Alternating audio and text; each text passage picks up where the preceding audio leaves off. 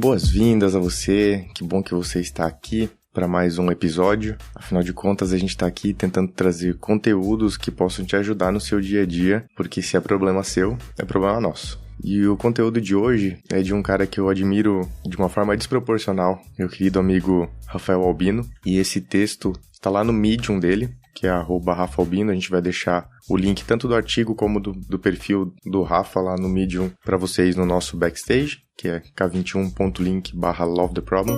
E esse texto, para mim, vem carregado de sentimentos bem distintos. Talvez ele seja até agora um dos textos menos objetivos e mais subjetivos, porém um dos mais reais. Talvez um dos que representa muito mais das coisas que acontecem no nosso dia a dia. Por que eu digo que é um mix de sentimentos, né? Porque quando eu pensei em gravar esse conteúdo, eu pedi pro Rafa vir fazer. Eu falei, cara, talvez eu tô tomando um espaço aqui que deveria ser dele. E a gente combinou que eu gravaria esse episódio e eu quero trazer pra vocês os meus sentimentos enquanto eu for falando dele, assim, né? E o primeiro deles é medo, porque eu vou falar de algo que eu não vivo. E eu vou entrar em foco de como parte do problema que gera isso que eu vou trazer pra vocês nesse texto. Então, um deles é medo de falar, de ocupar um espaço que talvez não seja meu e de falar alguma besteira. A minha expectativa aqui é ter consciência do viés que eu trago enquanto eu tô lendo esse artigo e compartilhar um pouquinho com vocês de como isso vai ressoando. Afinal de contas, esse é o convite do Rafa no final de todos os artigos dele, né? Como isso tá ressoando na gente. Bora de conteúdo.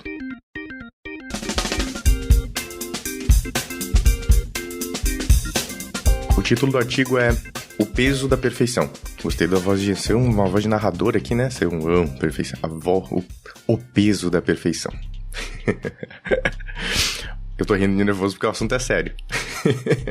Visualize a seguinte cena. Uma sala de diretoria de uma organização multinacional. O grupo presente é formado majoritariamente por homens brancos. Algumas mulheres ocupam parte das cadeiras do recinto e a pessoa que conduzirá a reunião é um homem negro chamado José. E já digo pra vocês, já me reconheço porque, afinal de contas, eu faço parte desse grupo hegemônico, né, de homens brancos. E não sento na sala de diretoria de uma organização multinacional, mas tenho poucas barreiras que me impedem de chegar lá. Formado em universidades de ponta, Zé possui mais de 15 anos de mercado e recebeu recentemente o convite para ser diretor de vendas. Zé sente borboletas agitadas dentro da sua barriga. Suas mãos parecem minas efervescentes. O desodorante que ele usou há pouco tempo não controla as cataratas que desaguam pelos seus braços. As pessoas que estão na sala parecem confortáveis. Elas estão jogando conversa fora sobre o almoço no restaurante chique da esquina que acabou de acontecer, o desempenho dos papéis após o fechamento do pregão na Bolsa de Nova York, os planos para o final de semana em algum spa para descomprimir a pressão da rotina, enfim, conversas triviais para aquele grupo. Agora, Zé parece estar em outra dimensão.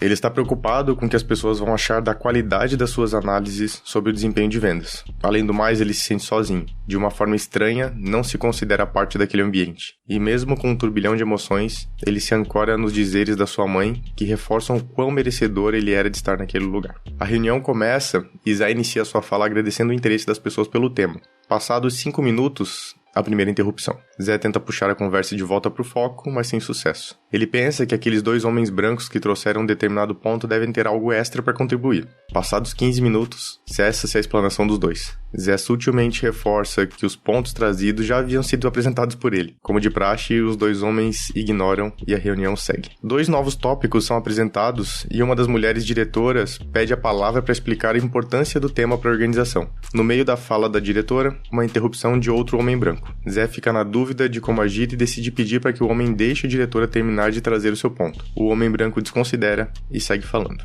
A reunião chega ao fim e Zé sente um misto de alívio e cansaço. Algumas pessoas agradecem o conteúdo demonstrado e Zé se sente satisfeito com o desfecho das discussões. Antes de fechar o seu computador para seguir para o seu próximo compromisso, um dos diretores mais experientes pede 5 minutos extras com o Zé na sala. Ele fica em pânico, mas não o demonstra. Sem muitas delongas, o diretor não diz nada sobre o conteúdo do encontro. Todavia, reforça que Zé precisa ser mais proativo nesse tipo de conversa, porque caso contrário, as pessoas tendem a tomar a pauta, tornando o encontro improdutivo. Zé agradece, mas no fundo, o único pensamento que resta em sua cabeça é não sentir-se bom o suficiente para estar ali naquela cadeira executiva. Eu resolvi gravar esse episódio hoje porque ontem, especialmente, ontem eu estava assistindo o episódio da série This Is Us. O tema de racismo foi foco desse episódio, né? Não vou contar sobre a série, mas só um panorama geral.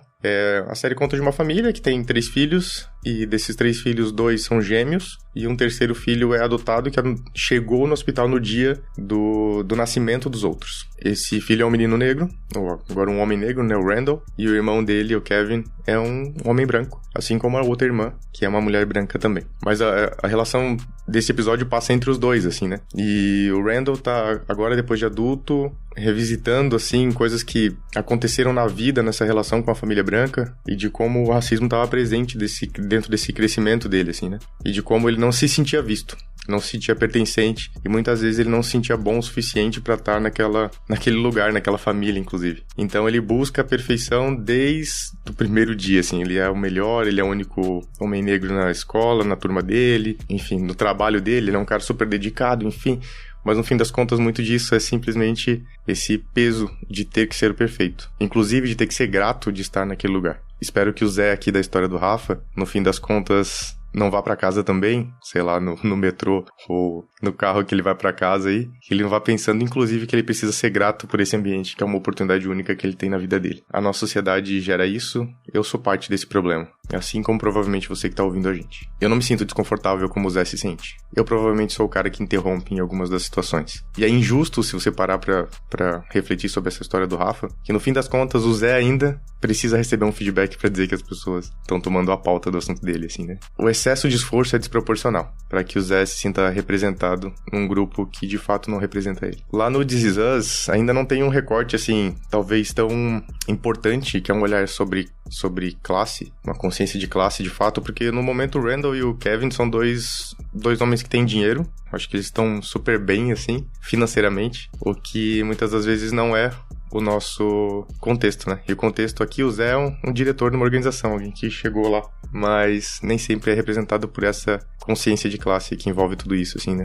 Ao ler a história acima, é possível que você tenha se identificado principalmente se você foi moldada por um ambiente onde não há espaço para falha. Falta de representatividade, síndrome da pessoa impostora, silenciamento em situações de abuso, excesso de preparação e insegurança são questões tratadas diariamente por quem compõe os grupos subrepresentados. O peso da dita perfeição faz com que as pessoas negras se esforcem mais do que o necessário para ascender socialmente. Que as mulheres demorem mais tempo para ocuparem cargos executivos porque desempenham sozinhas atividades não remuneradas. Que as pessoas com deficiência estejam distantes dos holofotes corporativos. Que as pessoas homossexuais mascarem a sua preferência sexual para manterem-se empregadas. Que as pessoas trans não acessem os espaços no mercado de trabalho formal. A marginalização dos grupos subrepresentados dos ambientes de decisão reforça o status quo. Existem pessoas diversas quebrando as bolhas, ocupando os espaços e trazendo novos olhares nas esferas onde há poder. As questões que ficam são: o quão machucadas estão essas pessoas? O que podemos fazer para termos mais representatividade?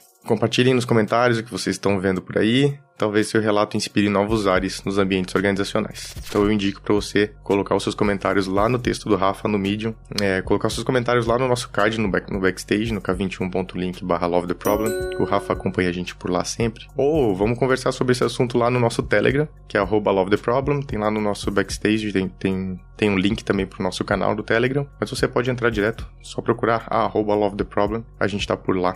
E a gente pode conversar e aprofundar um pouco mais nesses assuntos aqui.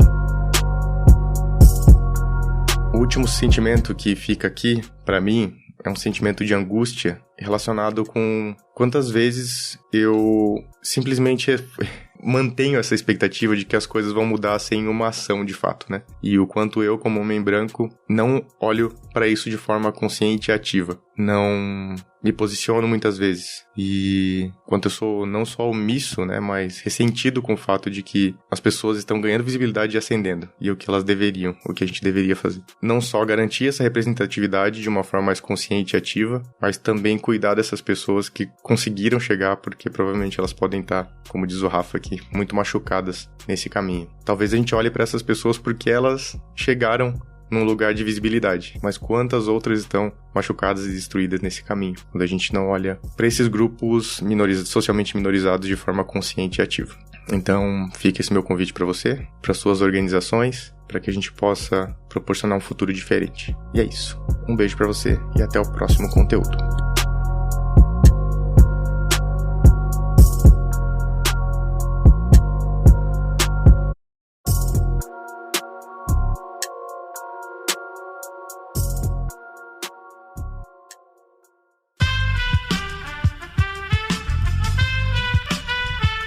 Esse podcast foi editado por Aerolitos Edição Inteligente.